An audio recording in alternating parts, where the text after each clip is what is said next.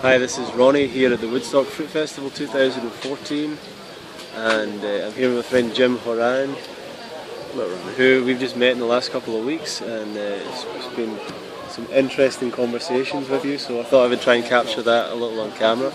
So, firstly Jim, what's led you to be here today at a raw food festival? Well, there's nothing better to do. This is the best place to be, right? Sure. An ashram where everybody's happy.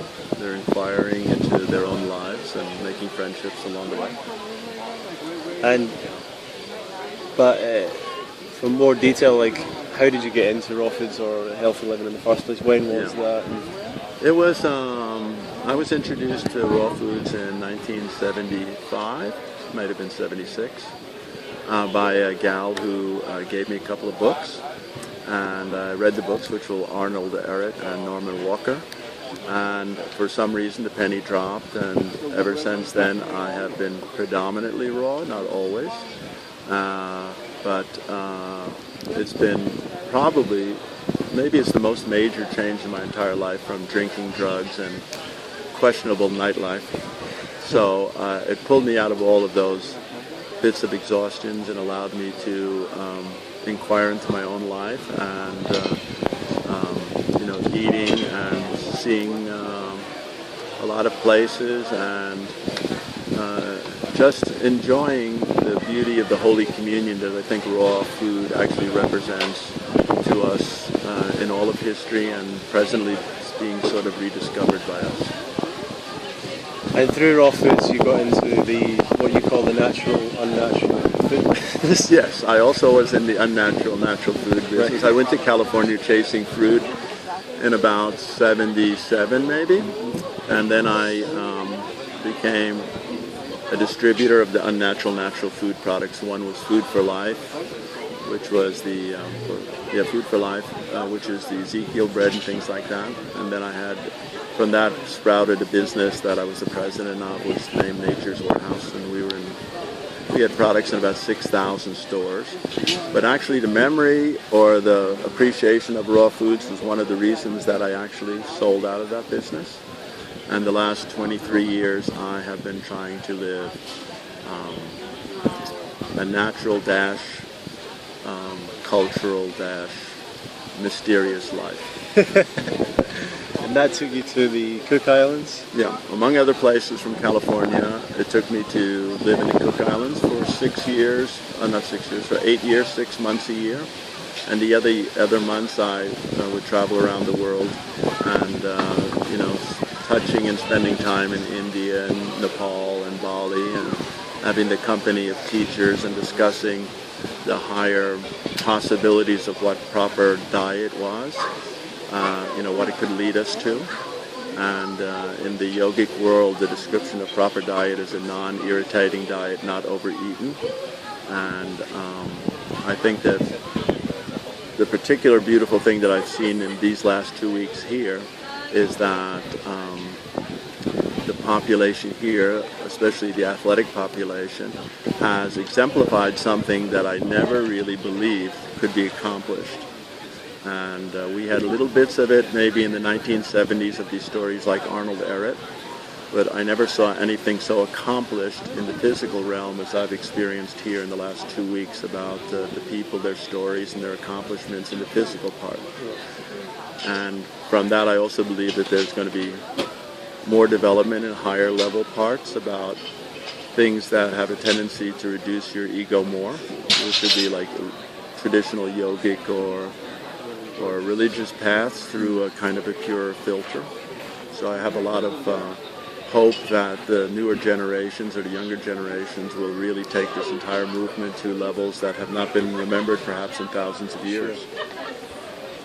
And how, you touched on it there, but how does the whole raw food thing fit in with your philosophy on life, your studies? I know you're into yoga, and do you want to speak about that? Well, in the tradition of yoga, what we call the external penances, and I mean them in the way of things that will reduce your ego, and that would be a reduction of your greed and your fear.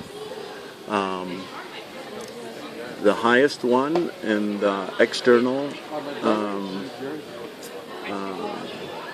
external, I'm going to use the word penances. The external penances is fasting, and the second highest one is right diet. And then comes asana, pranayama and asana. And then on the internal level, the more subtle things that continue the journey of self-discovery or inquiry are study, and hopefully you would have the company of at least a very highly educated, learned person, and better to have a person that's both learned and humble, and better than that is learned, humble, and actually mystical. A person that's actually had moments or hours of stillness and the understanding of what actually wisdom and love are as an essential part of their own being. So all of that, I think, are continuing steps that we're all probing into. And I think that many of the people here are way more accomplished than I ever was on the physical capacities.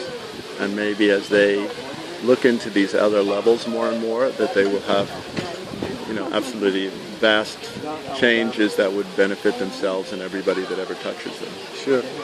And I know that there's a lot of talk and a lot of thought here about the idea of having a community like this. Mm-hmm. What's been your experience of that? I know you wanted to have something like that at one time. Yeah. Generally the communities that this is a community of idealism. So for people to enter into this and actually living together rather than just coming together for a couple of weeks, you have to have a lot of surrender about not being very strong about your opinions or strong about your emotional feelings, because those two things will break you apart and increase your ego if you're going to try and actually live with people. Sure.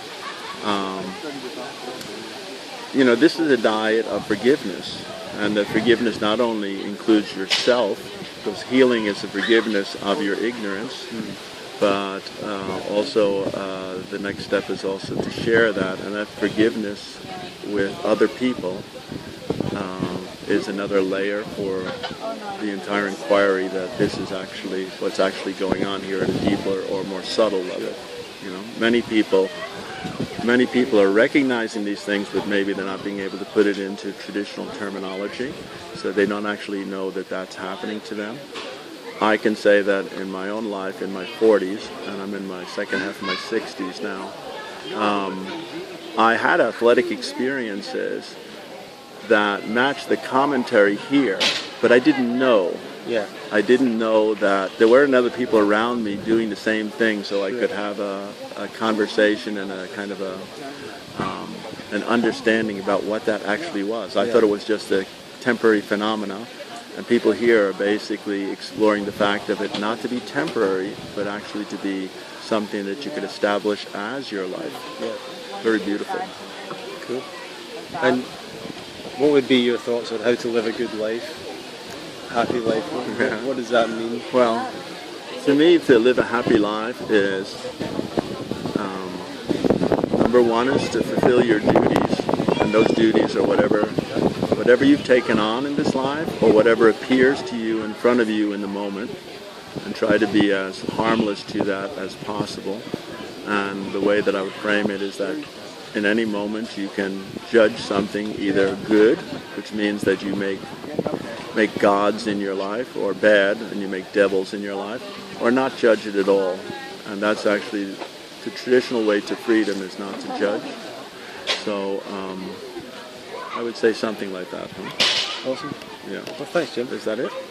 Yeah. Okay, well, wonderful person. If you don't mind me, saying something in 2 weeks of association, this is a lovely person. I hope all of you are even more lovely. Maybe we can meet you sometime. So you're based in New York at the moment? Yeah.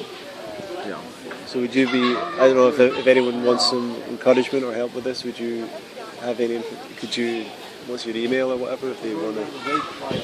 That's an interesting question.